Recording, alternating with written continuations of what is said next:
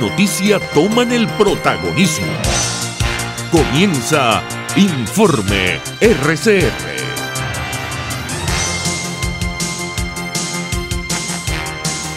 Muy buenos días, bienvenidos a este Informe RCR de hoy, 21 de noviembre de 2018. Como siempre, los saludamos a nombre de Jaime Nestares en la dirección general de la estación, de Wilitz Arcaya en la gerencia de producción, de Jackson Vargas en la coordinación de redacción. En la producción de este espacio, Marilia García, en la dirección técnica, César Arteaga. Les saluda Argenis Barreto como todos los días. Les recuerdo que nos pueden escuchar en el estado Carabobo, en Radio Puerto Cabello 1290 AM, en internet en rcr.tv, la radio que se ve en ITSEP, y también en nuestra cuenta de internet de Twitter, @RCR750 en el Periscope. Allí ustedes pueden ver nuestros programas en vivo y también en diferido. Ya iniciamos nuestra ronda informativa del día de hoy, destacando que funcionarios del Servicio Bolivariano de Inteligencia Nacional SEBIN se llevaron esta mañana al excomisario Iván Simonovich de su casa, donde cumple arresto domiciliario. Así lo dio a conocer a través de las redes sociales su esposa Bonnie Pertiñez. Escuchemos. La sede central Plaza Venezuela, que vamos a hacer unos exámenes. ¿Se lo llevan al helicoide de Plaza Venezuela? No, la torre Plaza Venezuela. La torre Plaza Venezuela. ¿Y la orden del tribunal? No, ya. ¿No hay orden del tribunal? No, ya hablaron con el señor que anoche, claro. Lo llamaron directamente, me informaron. Yo me voy. En este momento se están llevando a Iván Simonovich desde su casa sin autorización judicial. Entre tanto, el diputado Armando Armas, dirigente de Voluntad Popular, afirmó que el excomisario Iván Simonovich y todos los presos políticos son rehenes del gobierno. Así lo destacó a las 7:45 de la mañana de este miércoles. Dicen que van a poner a alguien en situación de prisión domiciliaria, con arresto domiciliario. Al final es, una vez más, ese tira y encoge que tiene con un juego psicológico. Incluso a los presos políticos que han excarcelado, tenemos varios amigos al respecto, siempre están bajo la mira de la dictadura, del régimen. Y esto es algo intolerable. Y es algo que nosotros tenemos que seguir denunciando. Vamos a seguir en todas las instancias nacionales e internacionales. Y bueno, ante esto, nuestro apoyo a Bobby, a Iván, nuestra condena férrea en contra de esta situación, y nuestra promesa, nuestro ánimo, nuestro ímpetu de seguir denunciando en todos los niveles este tipo de situaciones. El diputado Armando Armas destacó igualmente las implicaciones negativas que tendría para el país si Estados Unidos concreta sus amenazas de colocar a Venezuela en la lista de patrocinadores del terrorismo. Si se lograra demostrar que el régimen de Venezuela ha colaborado activamente, como además yo estoy convencido que es así porque pertenecen de esa familia de delincuentes organizada transnacional, los vínculos con organizaciones terroristas, sea para colaborarles de cualquier manera, incluso lavando dinero a través de los instrumentos financieros nacionales, pues lamentablemente no solamente padecería los embates el régimen, sino los venezolanos en general se verían vistos restringidos, digamos, en sus derechos, al menos al tránsito internacional de alguna manera. No quiero decir que se restrinja de total manera, pero sí van a haber mucho más controles. Lo que sí está muy claro es que el conflicto de Venezuela, o el conflicto bajo el cual se encuentra Venezuela hoy sumida, tiene que ser asumido por gente y por la mayoría, y sobre todo por el liderazgo opositor, como esto, como un conflicto. Entre tanto, el Departamento de Justicia estadounidense informó que Alejandro Andrade, ex edecán del fallecido presidente Hugo Chávez y ex tesorero nacional, se declaró culpable ante una corte de Estados Unidos por el cargo de conspiración para lavar dinero en un plan que involucró a Raúl Gorrín y cerca de $1.000 millones.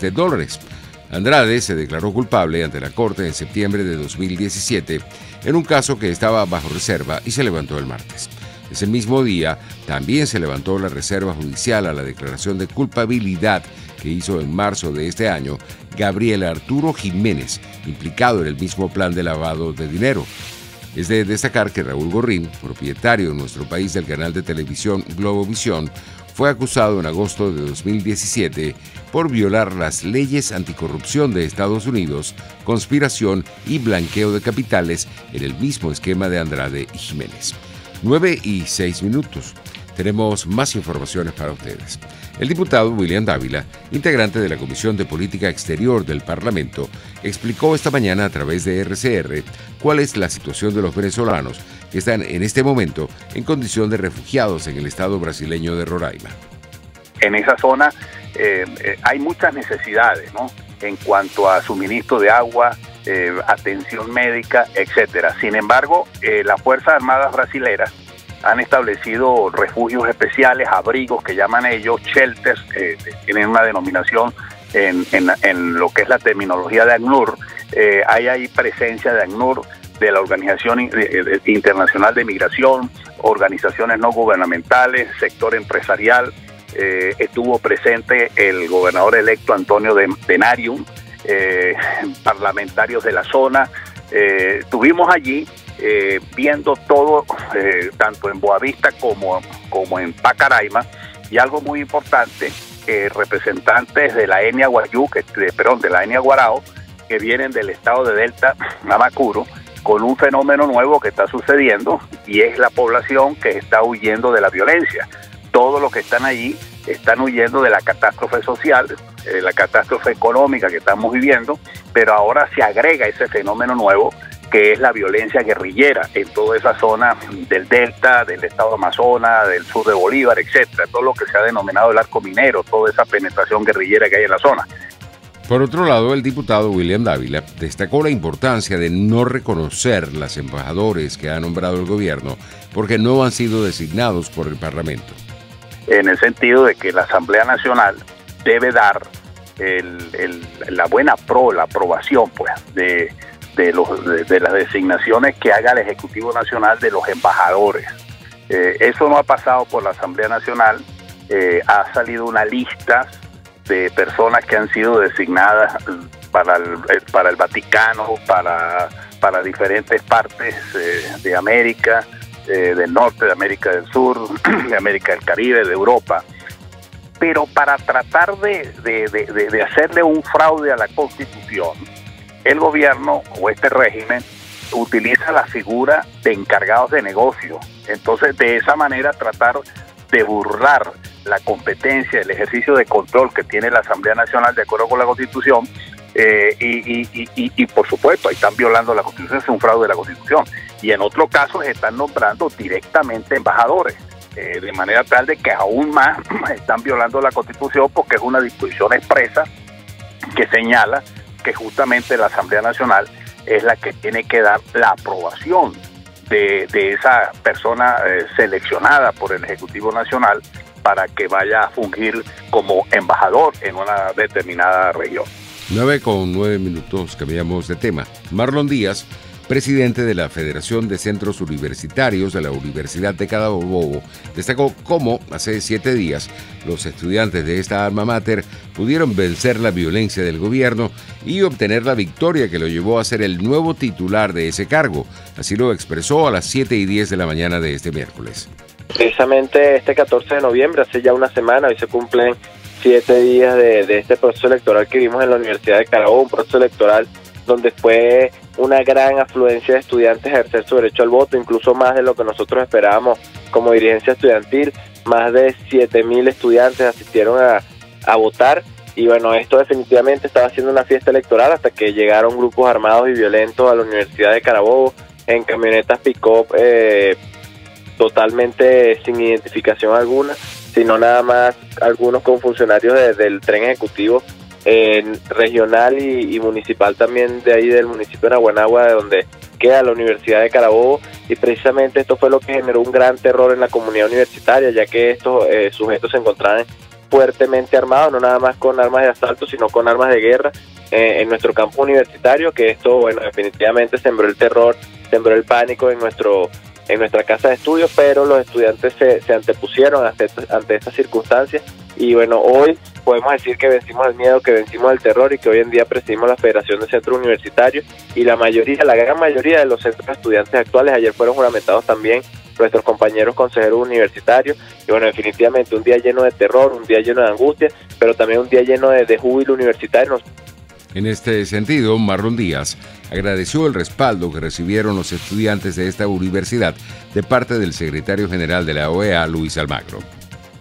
Bueno, precisamente por la naturaleza del gobernador del estado Carabobo, quien ha pretendido ser un mediador entre actualmente la crisis que vive Venezuela, ha querido venderse como un outsider y bueno, este día 14 de noviembre mostró su verdadera cara de represora en la Universidad de Carabobo y bueno, el secretario general de la OEA, viendo esta situación, se comunica con nosotros para conocer de primera mano qué fue lo que ocurrió en la Universidad de Carabobo. Ya tenía reportes del día precisamente de esta elección estudiantil, se comunica conmigo para conocer de primera mano específicamente cuáles fueron los hechos que acaecieron en nuestra universidad.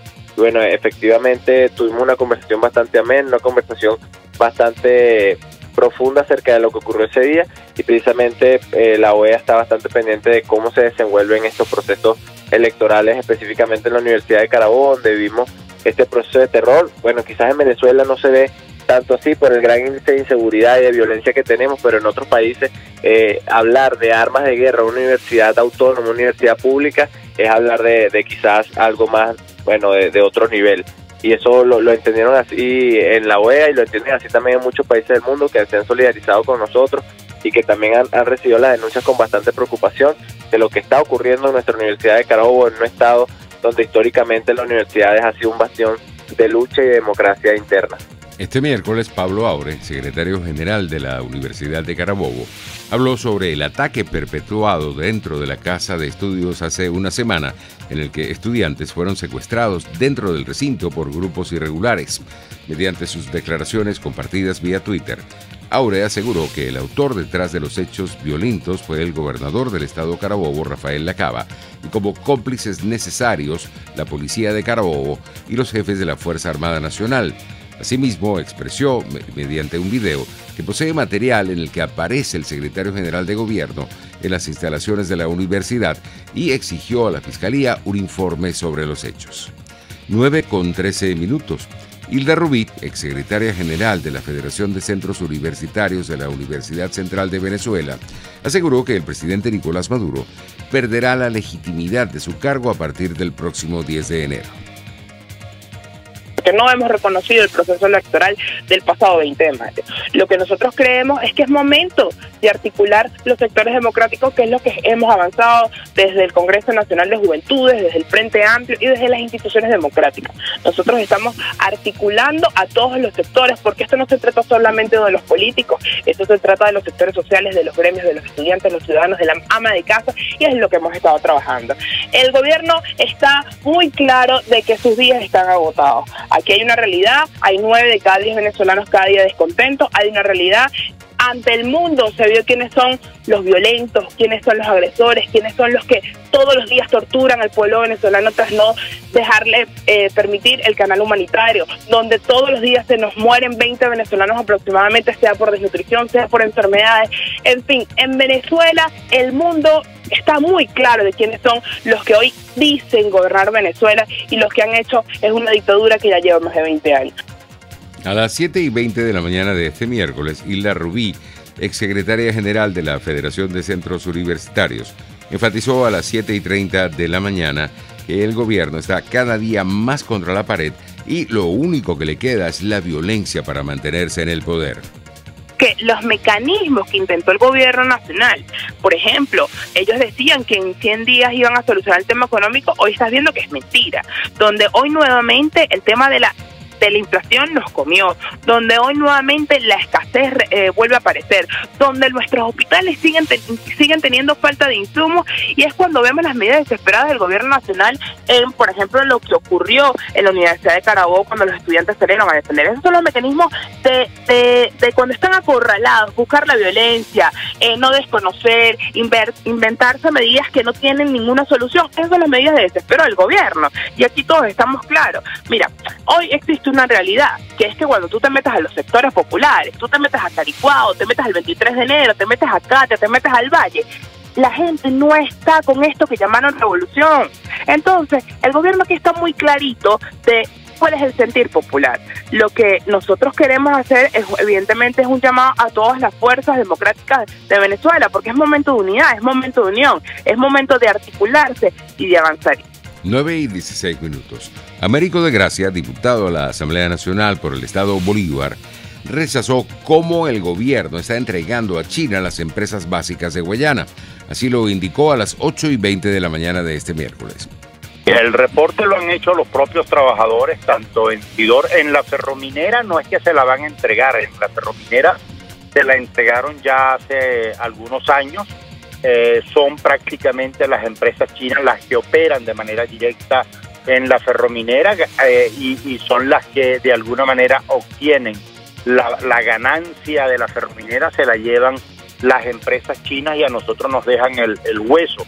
Al extremo que la nómina de la ferrominera lo que hace es prácticamente cumplir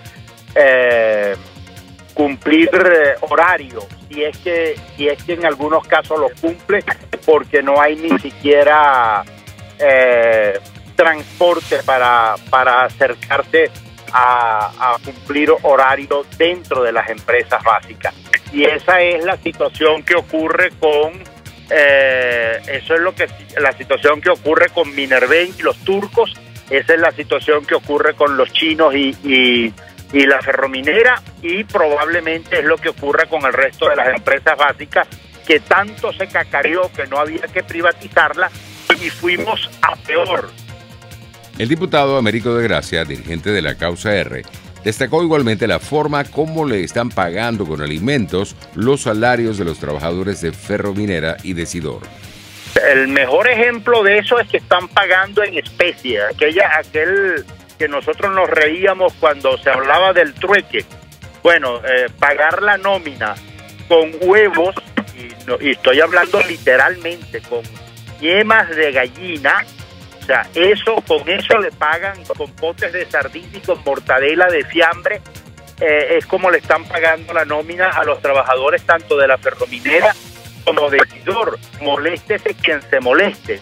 Obviamente que es una mano de obra ya esclavizada. Eliminaron los contratos colectivos y no tienen forma ni manera de reponer ni siquiera las prestaciones, las utilidades, las cajas de ahorro, el aporte de vivienda, etcétera, que son los elementos que de alguna manera defendían antes los trabajadores, en este caso del Estado Bolívar y de las empresas básicas, cualquiera fuera su signo, de hierro, aluminio, electricidad, oro, o cualquiera de esas otras empresas que operaban de lo que en alguna oportunidad se llamó Corporación Venezolana de Guayana. 9:18. Nosotros tenemos que ir a publicidad, pero regresamos.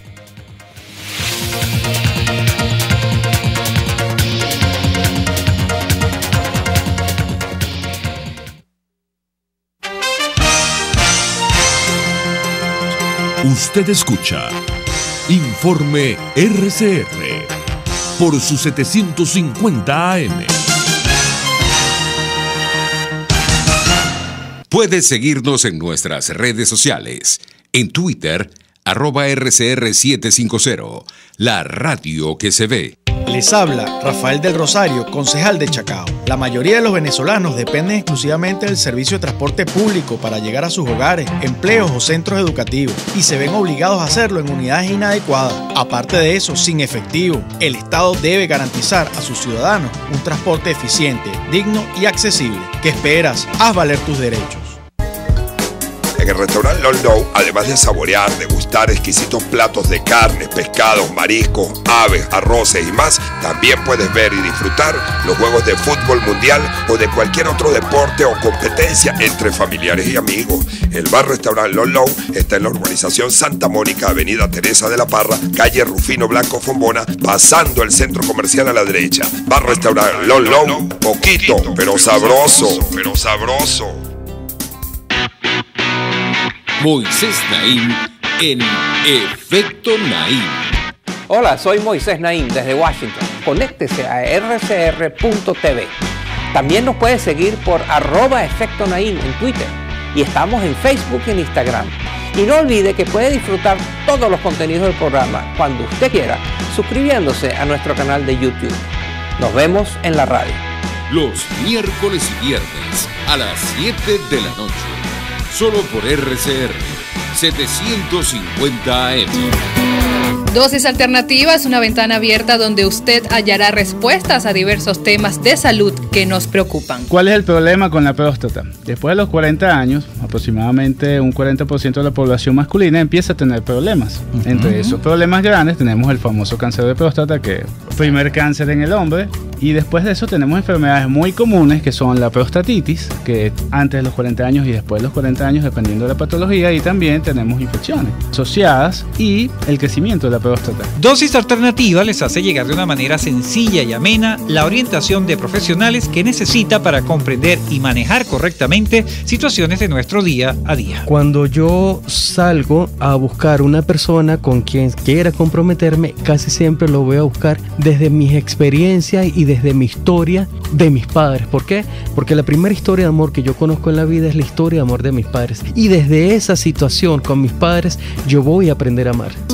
Dosis Alternativa con Marilia García y Jackson Vargas, de lunes a viernes a las 9:30 de la mañana. Solo por RCR y RCR.tv, la radio que se ve. Les estamos presentando Informe RCR, el compacto informativo de esta hora, solo por RCR 750 AM.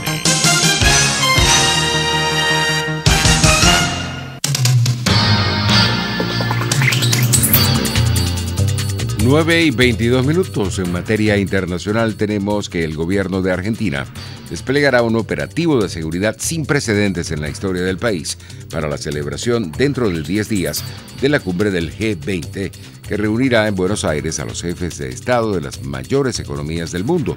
El operativo implicará el despliegue de 22.000 efectivos de fuerzas de seguridad federales de la capital y de la provincia de Buenos Aires para custodiar puntos estratégicos de la ciudad y los edificios abocados a la cumbre, que se realizará el próximo día 30 de noviembre y el 1 de diciembre. En Francia, el presidente Emmanuel Macron abogó por el diálogo para poner fin al movimiento de protesta de los chalecos amarillos contra la subida del precio de los carburantes y el coste de la vida. Escuchemos parte de las declaraciones del mandatario galo recogidas por nuestros colegas de Radio Francia Internacional. En ningún caso, la transición ecológica deberá hacerse en detrimento de la transición social y no se hará en detrimento de los más frágiles.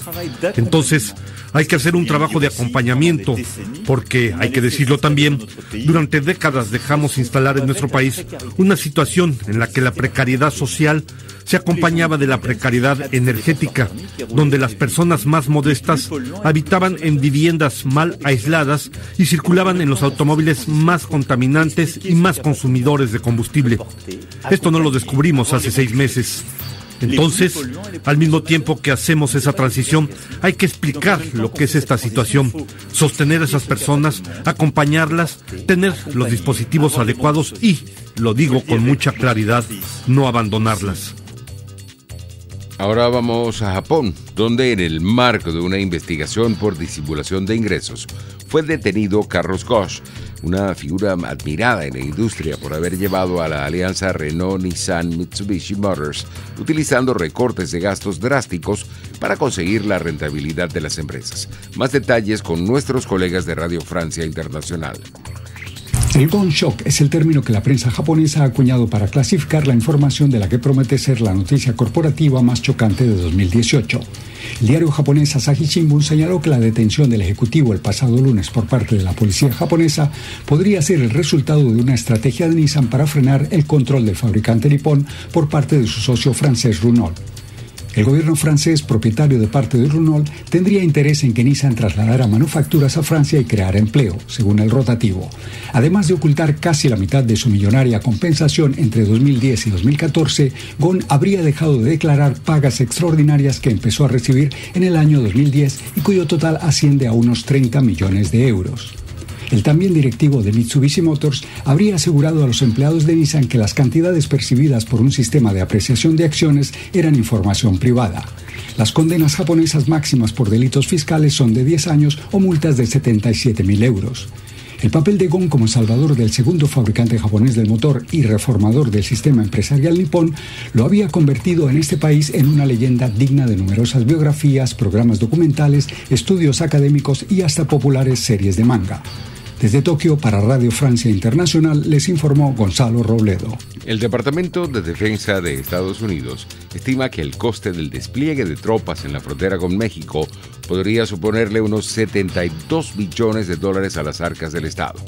El militar subrayó Robert Connolly, coronel, que el costo definitivo dependerá en cualquier caso del tamaño, la duración y el objetivo de esta operación de apoyo al Departamento de Seguridad Nacional. Esta estimación contempla solo aquellos miembros y suministros de apoyo aprobados a fecha del 19 de noviembre. Al menos 40 personas fallecieron y otras 80 resultaron heridas en una explosión que se produjo en un salón de bodas en Kabul. Se comunicó que el número de los fallecidos aumentó a 65 más tarde. La explosión ocurrió durante una reunión religiosa que celebraba la festividad musulmana de Maulid, el día que conmemora el nacimiento del profeta Mahoma. Por su parte, el portavoz del Ministerio del Interior, Najib Danish, precisó que la explosión fue perpetrada sobre las 6:15 horas locales por un kamikaze. La misión de asistencia de Naciones Unidas en Afganistán comunicó que está indignada por el atentado perpetrado en Kabul en un momento cuando las comunidades de todo Afganistán celebran un día de importancia religiosa especial. 9:27 minutos, estamos llegando al final por el día de hoy de este informe RCR. Los invitamos a continuar con nosotros. Ya vienen Marilia García y Jackson Vargas con un nuevo programa de Dosis Alternativa. Será hasta mañana.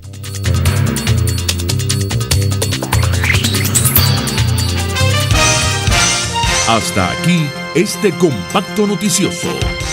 Manténgase en nuestra sintonía, porque estaremos informándole de la noticia al momento de producirse. RCR 750 AM.